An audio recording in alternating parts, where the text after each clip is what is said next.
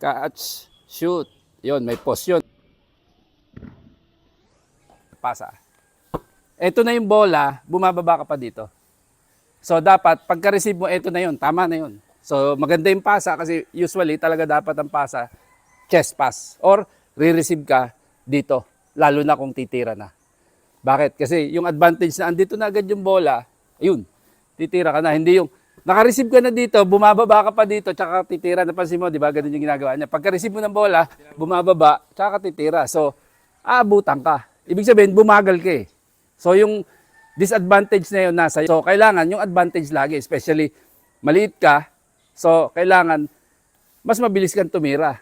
Mas mauuna ka dapat dun sa kalaban mo. Lalo na malapit sa'yo, yung dikit na dikit, kailangan nandun.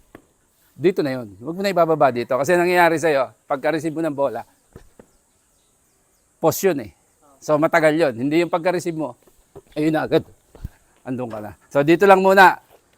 Pakikita lang natin yung pagtanggal ng habit na yun. So once na rumisave, for example, rumisave, eto lang. Ganun lang muna. Ulit-ulit. Ganun lang muna. Para lang hindi na bumababa, para lang hindi gumaganto.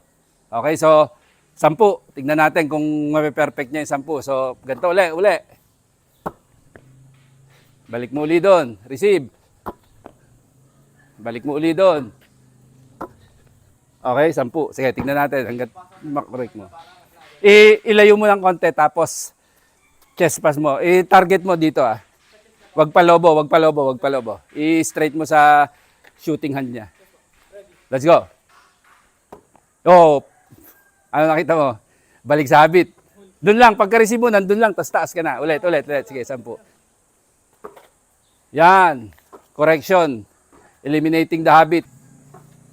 Hindi kasi titira yan.